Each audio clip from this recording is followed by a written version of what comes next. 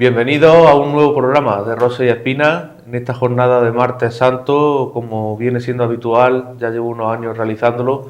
Este programa va dedicado al pregón de Semana Santa que se realizó hace un par de días y hablar con el pregonero para que nos cuente, bueno, pues esos matices, esos detalles y todo lo que conlleva o conllevó ese pregón de Semana Santa que pudimos disfrutar el pasado sábado de Pasión.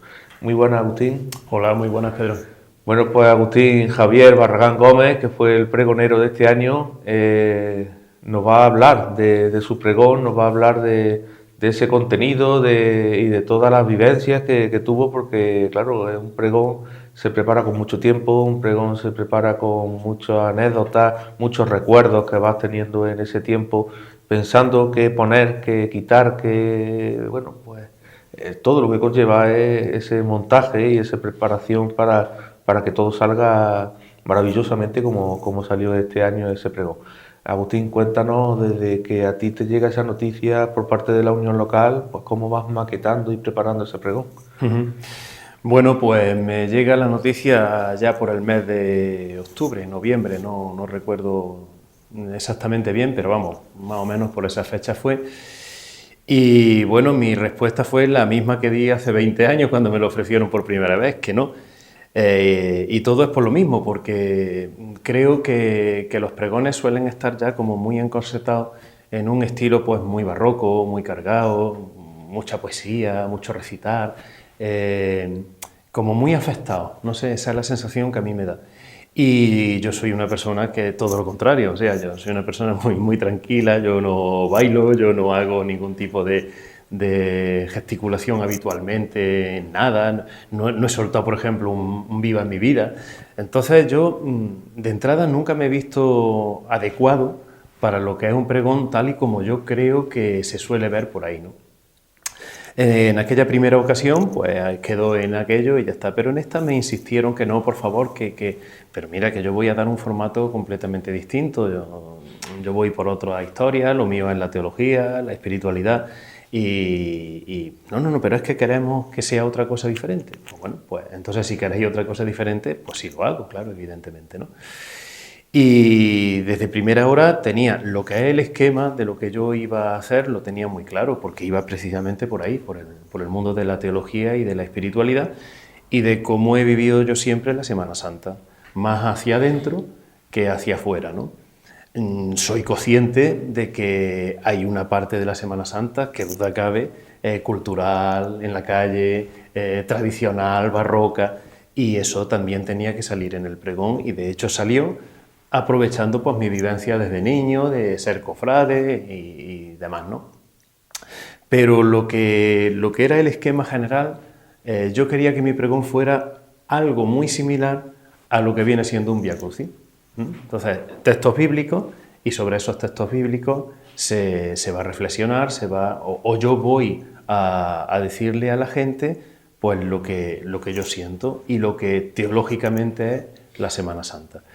Ese era el esquema y ahora solamente me faltaba ver en qué me iba a centrar concretamente. Entonces me centré en los misterios más grandes de la Semana Santa y lo que hice es que los misterios grandes de la Semana Santa que coincidían con las imágenes de nuestras cofradías, pues ese momento lo ilustré con nuestras imágenes y me fui centrando en cada uno de los titulares de las cofradías y por eso cada texto tenía su reflexión del momento, su aplicación, diríamos, a la vida y siempre terminaba con un Jesús, si es Jesús, ten misericordia de nosotros, o si es la Virgen, pues ruega por nosotros.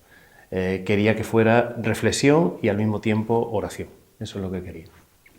Los que pudimos disfrutar del pregón, bueno, pues vivimos un momento, como bien dice Agustín, de oración, de reflexión. Fue un pregón muy bueno, pues para los que vivimos de cerca lo que es la vida parroquial, lo que es todo lo que estos días conlleva, pues bueno, pues muy gratificante, porque nos fue iluminando muy bonito todo lo que es estos días de pasión del Señor. También estaba acompañado en el escenario por una persona que iba leyendo esos textos bíblicos también, bueno, vino muy bien porque daba un poquito de respiro para ti y también la gente iba cambiando de persona, tanto para escuchar como para mirar en el mismo escenario. Háblanos de esa elección y de cómo también, bueno, pues lo hizo perfectamente. Pues yo quería precisamente que no fuera algo monótono. Uno de los peligros que tiene el pregón es que suele ser largo, y si una sola persona está actuando todo el rato, pues por muy bien que lo haga, siempre aburre algo, ¿no? Se hace un poco más monótono, ¿no? Entonces yo tenía claro que quería que fuera más interactuado, diríamos, ¿no?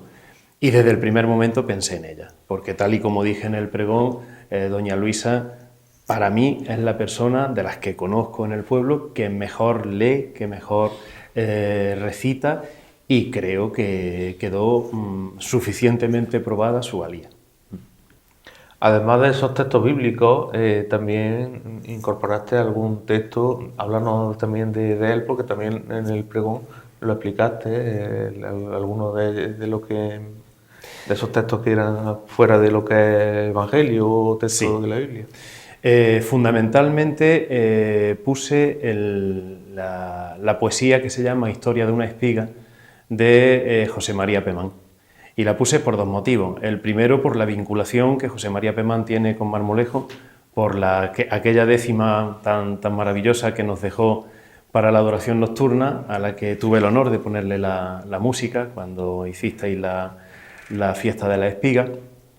Y luego, por otra parte, porque esa poesía tiene una historia en mi vida. Cuando yo quería ser cura, cuando yo quería ir al seminario, yo andaba siempre entre la parroquia y la residencia de los Leones, que allí había un sacerdote jubilado, don Pablo Montón, al que yo le ayudaba a misa y salía con él a pasear y demás, ¿no? En aquel momento había otro señor que se llamaba Ángel Peralta, de Jaén, y habían sido ellos compañeros de curso del seminario, solo que este señor no se ordenó, y era un hombre profundamente religioso.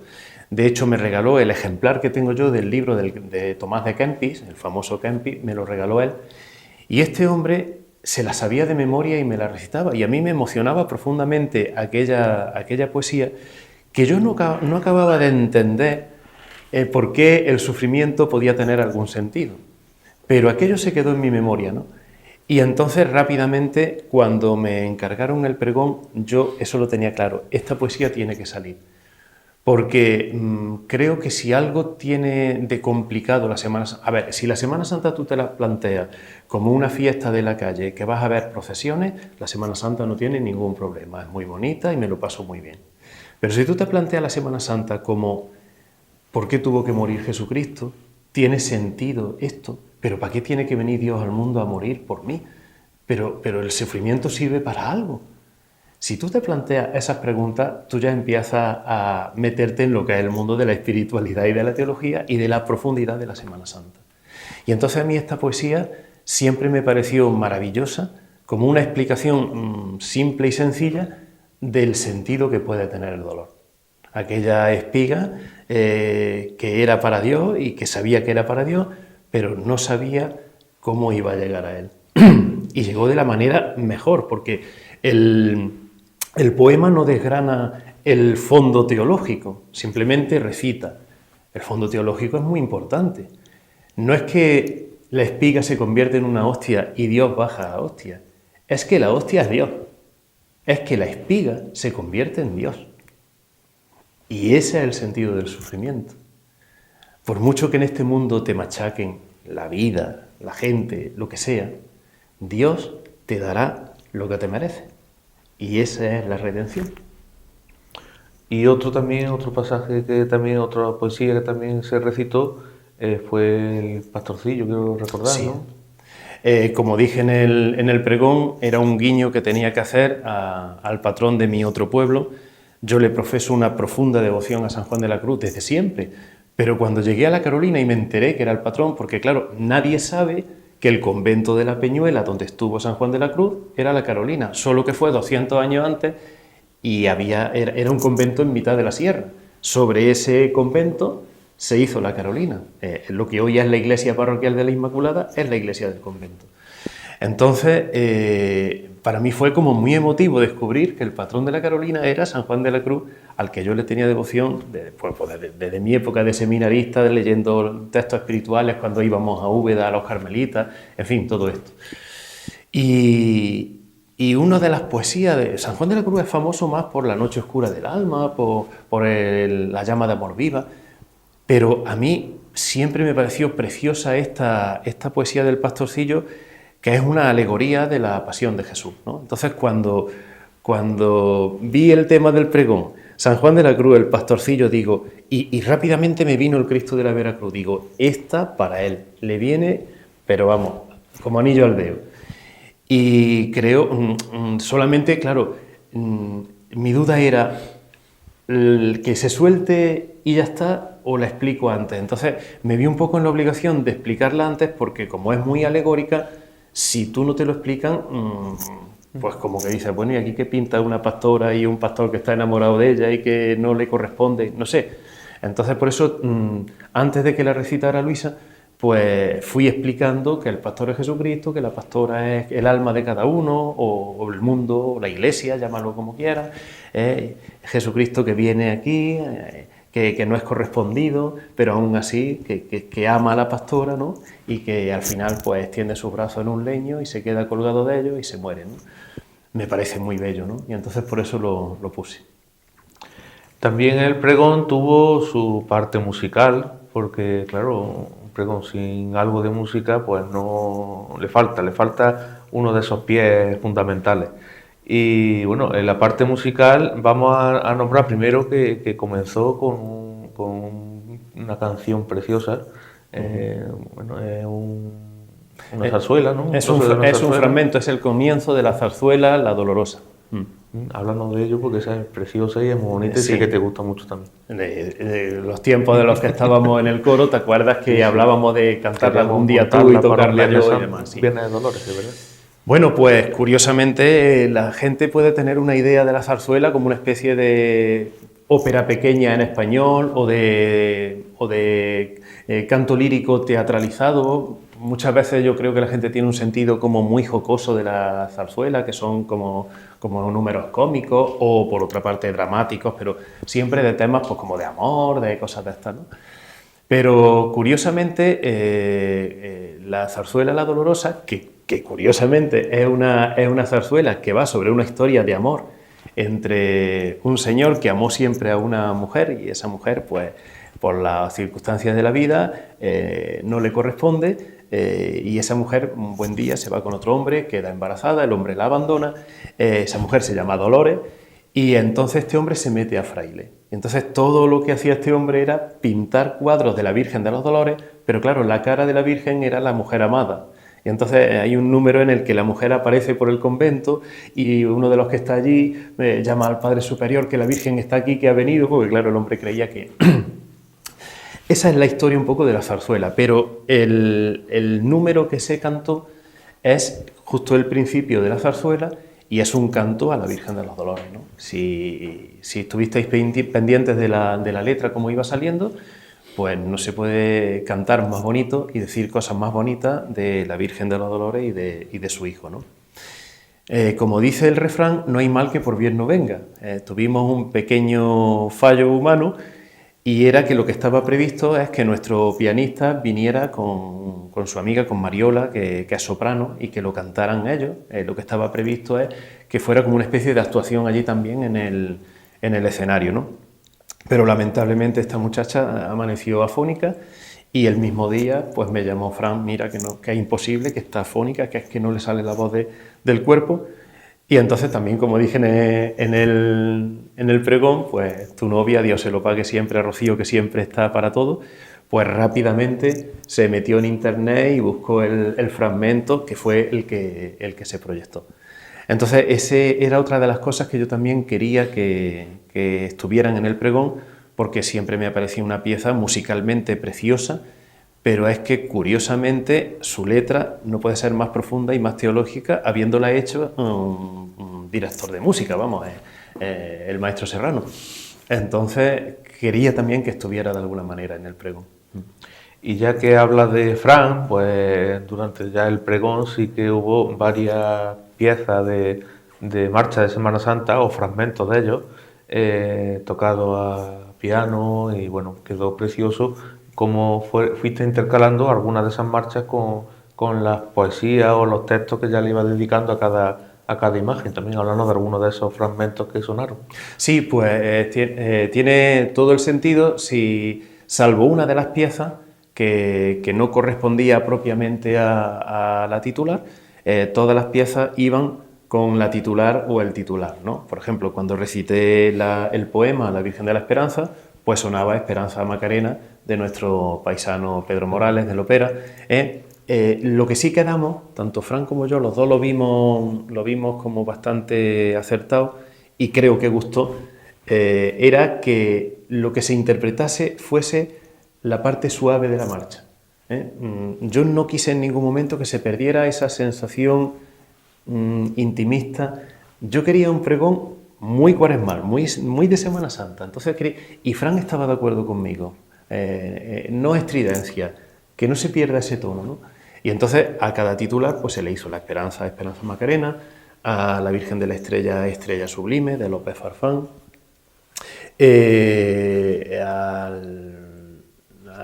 al Cristo Yacente se puso Virgen del Valle, quiero recordar, creo que fue Virgen del Valle. Es una pieza que está dedicada a la Virgen del Valle de Sevilla, pero es una pieza que podría ser perfecta. De hecho, yo la he tocado alguna vez a órgano, es una pieza como muy solemne. Luego, a la Virgen de la Amargura, pues fue Amargura de Fondeanta, siempre ya te digo, el momento suave. Y a la Virgen de los Dolores, me va a perdonar que no recuerdo el título. Tengo la melodía en la cabeza, pero no recuerdo el título. Habíamos pensado poner Jesús de las Penas, que también es así como muy solemne, pero al final me sugirió Fran la otra, que me tenéis que disculpar, que el título no me sale ahora, pero creo que quedó bastante bien. Y luego para el resucitado, pues resucitó de fondo, que creo que también quedó bastante bien. Y ese pregón lo fuiste construyendo con distintas partes. Una parte era muy clara, que es esta última, en la que ya ibas nombrando las distintas imágenes, iba explicando, iba pues recitando una poesía o unas palabras bonitas dedicadas a esas imágenes. Antes habías tenido esos textos bíblicos, ibas reflexionando sobre cada momento de la pasión y el comienzo también, que hablan un poquillo de ese comienzo, cómo lo fuiste preparando hasta que ya diste entrada a lo que es los textos bíblicos. Sí, el comienzo y el final yo quería que fuese primero el comienzo dedicado a Dios, como dije, que es Padre, Hijo y Espíritu Santo. Yo quería que fuera un comienzo trinitario en honor de todo nuestro Dios, y el final yo quería que fuera lo que se llama una doxología, una alabanza a Jesucristo.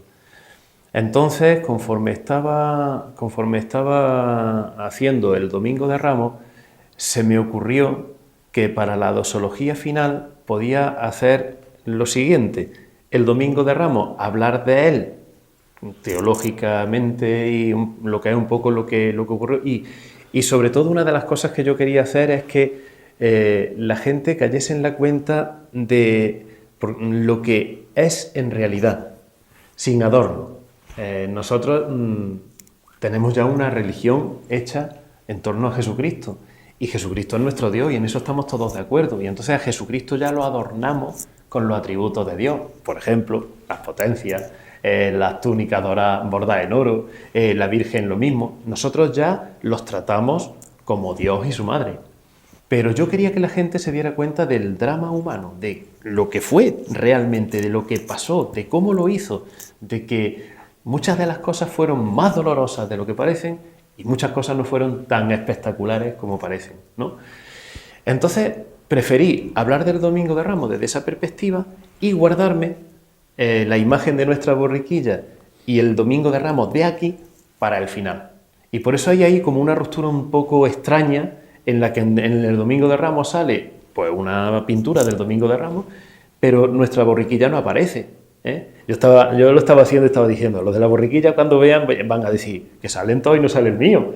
Y es que estaba para el final, para que esa dosología final en honor a Jesucristo, Rey, triunfante, pues se hiciera sobre la imagen de Jesús en la borriquilla. Y por eso lo hice de esta manera, ¿no? Empiezo con Dios y termino con Dios. Empiezo con Dios Trinidad y termino con una alabanza a Jesucristo, Rey, que entra victorioso para salvarnos. Y con esa jugada de coger el texto de Zacarías, mira tu Rey que viene victorioso y tal cual, y volver a repetirla, pero esta vez con Marmolejo. Ya va dedicado al pueblo. Marmolejo, que Jesucristo viene a ti, que viene a salvarte a ti, que es el sentido de tu vida, de tu muerte, de tu resurrección, que te fíes de Él, que es el sentido, que no hay otra cosa. Eso es lo que yo quería, ¿no? Porque se trataba de eso, de pregonarle a Marmolejo pues la redención de Jesús y que es el sentido de nuestra vida. Y como no podía ser de otra manera, en el pregón tenía que estar, de alguna manera, la Virgen de la Paz y San Julián, Hombre, los patronos de nuestro pueblo. ¿Cómo los pusiste también ahí al principio, que le hiciste también una mención? Sí, lo tenía también clarísimo. Después de Dios viene la Virgen y los santos. Y la Virgen de la Paz y San Julián, pues todo el mundo sabe que son mi debilidad desde siempre, ¿no? Desde que era un niño. Entonces, yo quería dedicar el pregón a Dios, pero encomendarme a mis patronos para que ellos me ayuden. La Virgen María, como es la madre del Verbo, dame ese verbo que hace falta para que esa palabra, para que mis paisanos les sea provechoso esto, y San Julián, que fue un magnífico predicador de la palabra de Dios, pues ayúdame para que yo predique bien esto, porque un pregón en el fondo es una predicación también, ¿no? Y la foto que se puso tenía muchísimo sentido para mí, porque esa misma foto es la que se ha puesto en la lápida de mi padre, que vino a continuación, ¿no? Él también fue muy devoto de ellos y trabajó muchísimo por ellos, y yo quería también que estuvieran ellos y él. Y me pareció que esa foto era la idónea, ¿no? Salen los dos juntos y encima es la que mi padre tiene en su lápida. Podríamos seguir aquí hablando de muchas más cosas. Por ejemplo, había algunos detalles que iban desgranando, porque es verdad que hay cosas que no te das fijas, no te das cuenta, se saben, pero bueno, tú le fuiste metiendo cosillas, por ejemplo, en lo de los 8 días de la creación, el octavo de la resurrección, la pila bautismal que suele tener 8 lados por ese significado. Y hubo así muchas cosillas que iban metiendo, que iba dando esas pistas, esos detalles, esas cosillas que también van quedando la gente cuando está escuchando, pues se va fijando en muchas cosas.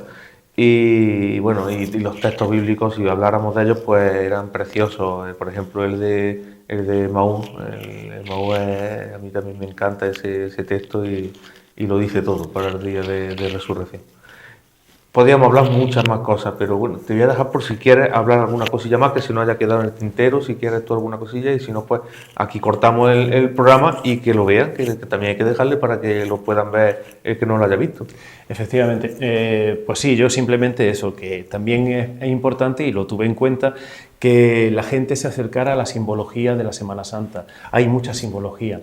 Y hay mucha simbología en nuestra fe, lo de la Virgen María con el fruto, que lo de la manzana. Quise meter lo de la anécdota también porque, para que vieran que hay un montón de cosas que no son como mucha gente cree, pero que tienen todo su significado, ¿no? Y lo de Maús, muchísimas gracias por recordármelo porque, como dije, era mi texto favorito y es mi texto favorito porque me parece fascinante, ¿no? Que Jesús se acerca, que tiene otra cara, porque ya está en la gloria y no quiere manifestarse, porque quiere manifestarse de otra manera, te va hablando de Él. Y ahora cuando llega y coge el pan, y lo que hizo Jesús cuando cogió el pan fue, tomad y comed, esto en mi cuerpo, eso es lo que hizo. Y el pan se cae y desaparece, porque Él está en el pan. Me parece fascinante. Y por eso yo quise coger ese texto, porque creo que es el que nos identifica a nosotros, ¿no? El decir, nosotros, ¿cómo vemos a Jesús ahora? Pues en su palabra y en su Eucaristía, no hay otra, ¿no? Hasta que llegue el momento. Bueno, pues gracias Agustín por estar aquí, por desgranarnos un poquito ese pregón y bueno, pues a todos os invito a que el que no lo haya visto, pues lo vea por redes sociales que está publicado y a todos os espero mañana, último programa de esta temporada que tendremos por aquí a un concejal de nuestro pueblo para hablar con él y para cerrar esta temporada, como digo. Hasta entonces, muy buenas noches a todos.